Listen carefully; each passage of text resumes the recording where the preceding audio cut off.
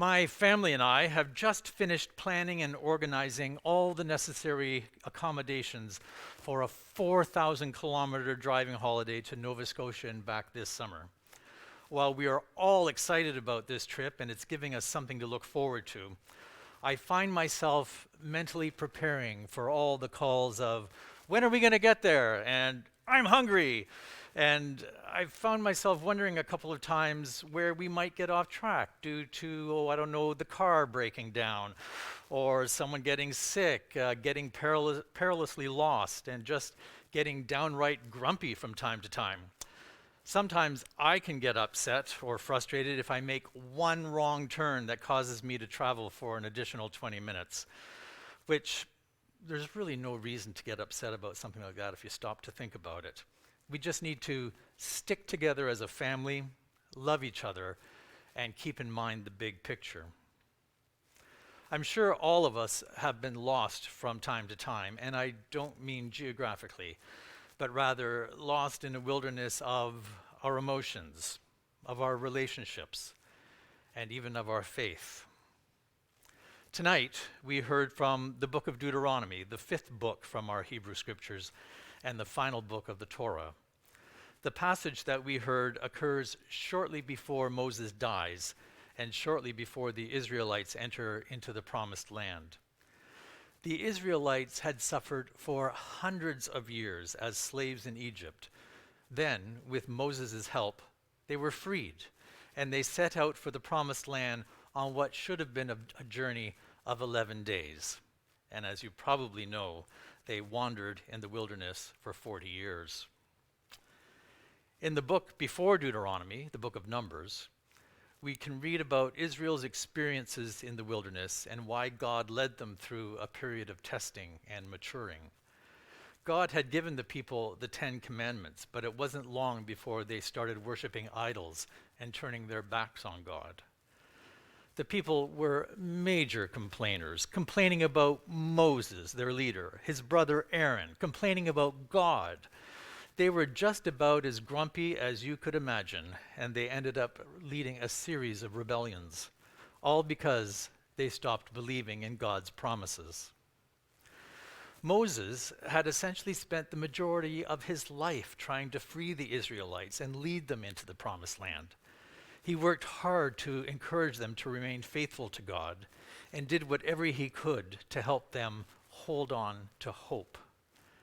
But it was a roller coaster ride of people rebelling and then coming back to God and then rebelling and then coming back and so on. And if you're thinking that not much has changed in the world, you would be right.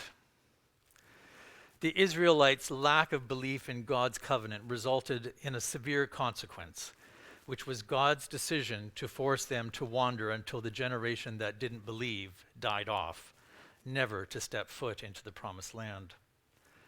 They suffered from a lack of water, a lack of food, and it got so bad that many of them actually tried to return to Egypt to become slaves again because they thought it would be a better life. What a terrible decision that would have been. Deuteronomy, which is based on a Greek word that means second law or repeated law, finds Moses providing the new generation of Israelites a summary of the laws, many of which were first written in the previous books of the Bible. In tonight's passage, Moses is speaking to this new generation and giving them a simple choice. Choose life or death. Choose blessings or curses. There is a sense of urgency in Moses' voice. He's almost begging Israel not to mess up, for they have been messing up the entire time they've been wandering. He's really just saying, come on, people, all you need to do is to love God. And in a way, he's presenting to them an abridged version of that famous prayer from earlier in Deuteronomy that we might know as the Shema, which Jesus later notes in the Gospels as being the greatest commandment. It goes like this: Hear, O Israel, the Lord our God is one Lord, and you shall love the Lord your God with all your heart and with all your soul and with all your might. And of course, Jesus also refers to a second commandment, quoting from Leviticus: You shall love your neighbor as yourself. It is following these laws that will bring hope, not just to ourselves, but to the world. For the people in Moses' day, God really was offering them land, actual land, the promised land, if they chose life. That is, if they chose to love and obey God and remain loyal to God. For us today, the promised land can legitimately serve as a metaphor because the safety, the joy, the contentment, all the blessings that God had promised to Israel are also available to us by simply choosing to love and obey God. We too can live in a promised land. Jesus said, "For my yoke is easy and my burden is light." There are many types of wildernesses, but broadly speaking, there are those that we do not create ourselves and those we do. I mentioned earlier that we can all find ourselves lost in the wilderness from time to time. This has happened to me several times, and as the result of the death of a parent, spiritual abuse from a family member, a crisis of faith, relationships that didn't last. We never plan these things, but they happen. As Christians, our greatest hope is in the life, death, and resurrection of Jesus Christ. And for me, it has been my faith that has given me hope.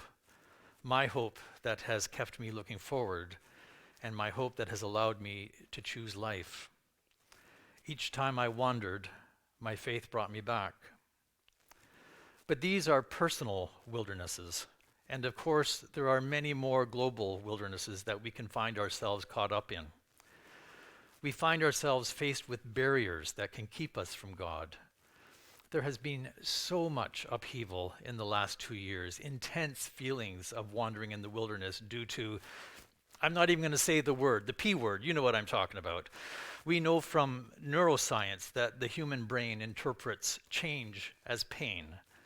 And given there has been so much change in the world over the last couple of years, it should come as no surprise that there is also an incredible amount of pain. It doesn't mean that the choices we once had are gone. We still have many choices. But the best choice is always to choose God. That choice is never wrong. God has already chosen us, and it's up to us to choose God. It's up to us to love God and to love all those in our lives. It often takes courage, but we can make choices that will improve our own individual lives, and we can make choices that can improve the lives of others. This month is Black History Month, and you may have heard of a Christian named Viola Desmond, but more likely you have seen her on a Canadian $10 bill. She was the Nova Scotian businesswoman who challenged racial segregation at a film theater in New Glasgow in 1946.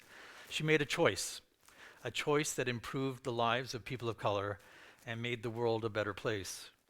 She chose to sit in a whites-only section of a theater at a time when humanity existed in a wilderness of non-diversity. And she refused to leave when asked because she was doing nothing wrong. She made a choice to stay. While she was forcibly dragged from the theater and spent a night in jail, she inspired the Nova Scotia civil rights movement. This is a great example of a courageous choice that made a huge difference. Viola Desmond chose life.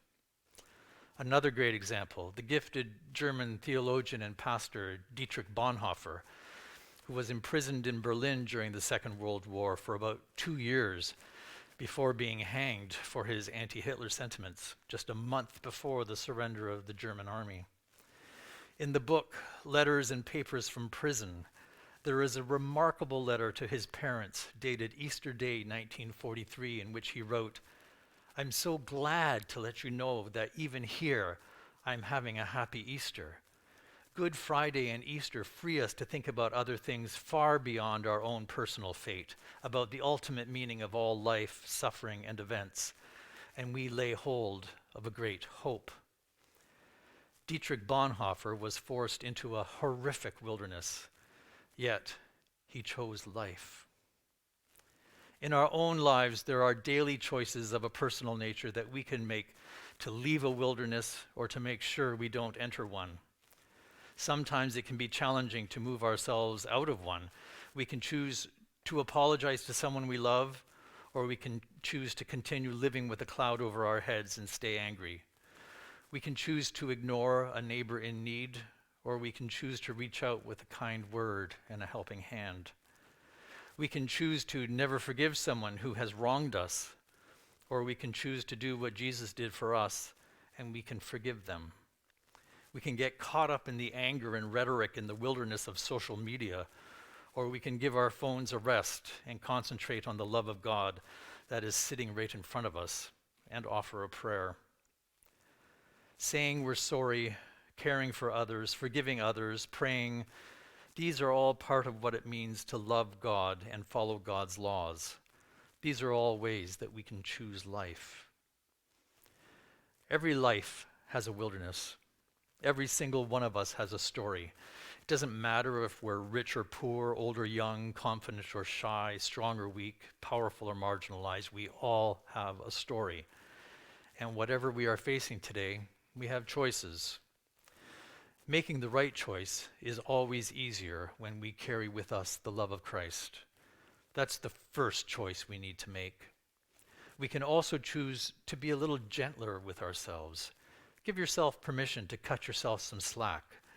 Self-care is something we tend to ignore in the busy 21st century. There are times when we may feel forgotten, but we are not. God is always with us. Jesus said that he came so that we may have life and have it abundantly. There's still a choice there.